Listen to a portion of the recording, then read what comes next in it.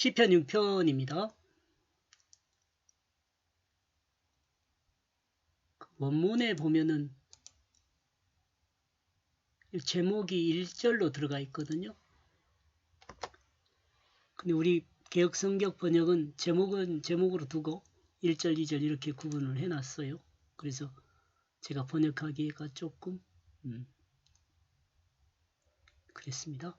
자, 제목은 뭐라고 돼 있냐면 다윗의 시 영장으로 현악 스밋에 맞춘 노래 이렇게 돼 있는데 그가 사랑을 위하여 8개 현을 가진 현으로 연주한 탁월한 시 이렇게 저는 번역을 했습니다. 탁월한 시요. 1절 여호와여 주의 분으로 나를 견책하지 마시며 주의 노로 나를 징계하지 마소서. 여호와여 내가 수척하오니 긍휼히 여기소서. 여호와여 나의 뼈는 떨리오니 나를 고쳐 주소서. 그 제목에 해놨는데 다시 이렇게 하고 있습니다. 제목 8줄 현악기를 위한 뛰어난 사랑함을 위한 노래 이렇게요. 여기서 사랑함이라고 이렇게 한 이유는 다윗이란 단어가 사랑함이란 의미를 갖고 있어요. 밑에 설명하네요. 사랑함을 위한 노래로 번역한 이렇게 한 것은 다윗의 이름의 의미가 사랑함이기 때문입니다. 이 시는 다윗의 시이기도 하지만 다윗이 시로 말함보다는 하나님의 말씀으로 보는 것이 타당하기에 하나님 말씀이면 악기를 사용하여 뛰어난 사랑을 표현한 것이란 생각을 할 수 있다고 저는 생각한 거죠. 그러므로 내용은 사랑하기 때문에 표현한 내용이라 할 수 있습니다. 사랑하기 때문에 표현한 내용. 1절 제가 번역한 거요. 여호와여 당신은 분노로 나를 책망하게 되면 안 됩니다. 그러므로 당신 진노로 나를 훈련시키지 마소서. 하나님도 이러기를 원해요.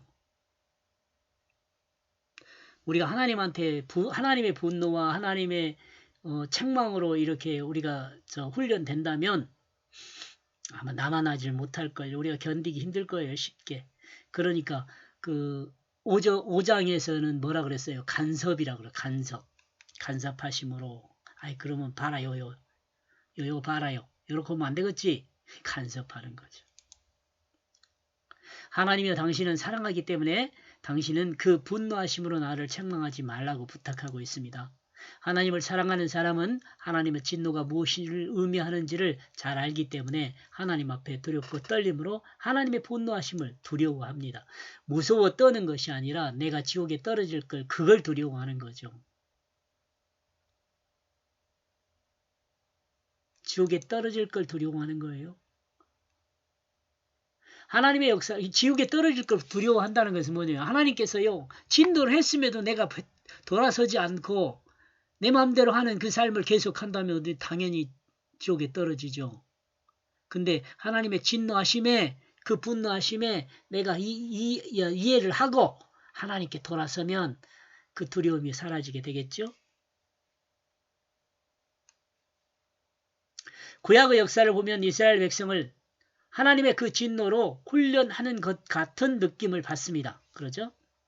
이스라엘이 죄를 범하고 하나님의 진노로 돌아오고 또 죄를 범하고 돌아오고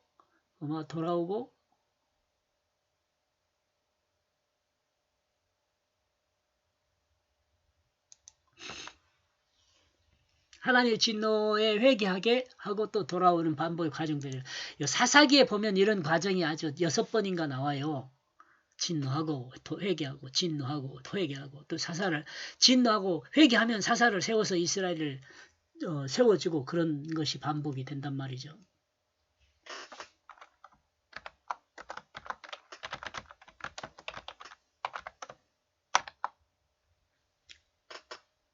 이스라엘 백성의 과정을 생각하면 왜 하나님의 진노로 훈련을 받는지 않기를 소망하는 이유를 알 수 있습니다.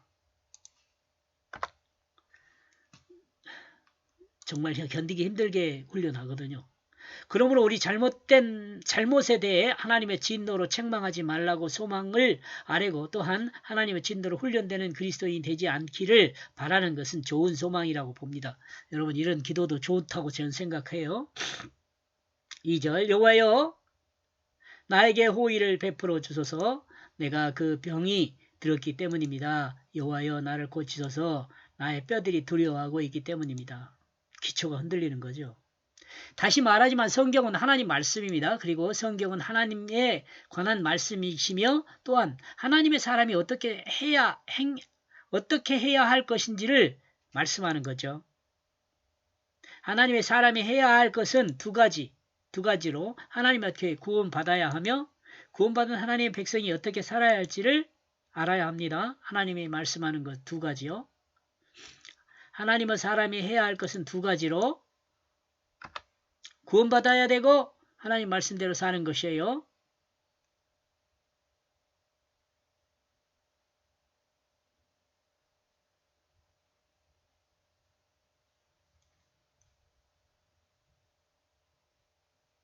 말 이상하죠. 구원받은 하나님 백성으로 어떻게 살지를 알아야 합니다.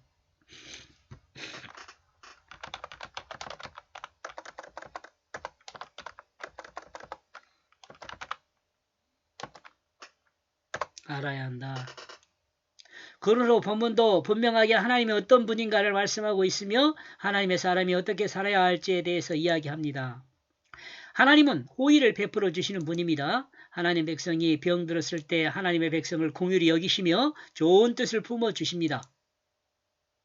좋은 뜻을 베풀어 주십니다. 은혜를 베풀어 주십니다. 말씀을 베풀어 주십니다. 어떻게 해야 할지를 가르쳐 주십니다. 그리고 하나님은 자기 백성이 병들어 있을 때 고쳐주시기도 합니다. 그러므로 하나님의 백성은 하나님을 향하여 긍휼히 베풀어 주실 것을 기도하며 또한 긍휼을 통해 치료되기를 소망함으로 아뢰어야 합니다. 이 질병은 몸살 감기 같은 질병일 수도 있습니다. 그러나 하나님을 향하여 간절한 마음으로 회개하며 또한 하나님 앞에서 있는 자신의 문제로 인하여 고통하는 모습을 그리고 있다면 죄로 인한 고통받는 그 자신의 모습을 질병으로 언급하고 있을 수 있습니다. 그러니까 이 죄가 질병으로 말하고 있다 이렇게 제가 생각한 거예요. 사람이 몸살 감기도 뼈가 흔들리는 고통을 당하기도 합니다. 그리고 하나님 앞에 자신의 불의함을 알고 불의함에 대한 하나님의 진노하심을 알고 있다면 또한 꽉 아픈 자신의 모습을 느낄 수 있을 것입니다. 이것은 두렵고 떨리는 하나님 앞에 자신의 모습입니다. 다시 정리해 놓은 겁니다. 제목은 여덟들 현악기를 위한 뛰어난 사랑함을 위한 시, 사랑하기 위한 시예요. 하나님 여호와여 당신은 분노로 나를 책망하게 되면 안 됩니다. 그리고 당신은 진노로 나를 훈련시키지 마소서. 여호와여 나에게 호의를 베풀어 주소서. 내가 그 병이 들었기 때문입니다. 여호와여 나를 고치소서. 나의 뼈들이 두려워하고 있기 때문입니다. 요 병이라는 것은 죄악을 이야기할 수도 있다. 사람이 가장 큰 병은 거짓말병입니다. 자기 살기 위해서 거짓말하는 거짓말병이에요. 이렇게 해서 1절에서 2절까지 내용으로 교훈을 주는 말씀을 한번 생각해 보면 하나님을 사랑하는 사람은 하나님께 기도할 수 있습니다. 하나님을 아는 사람은 하나님의 진노의 두려움을 알 수 있습니다.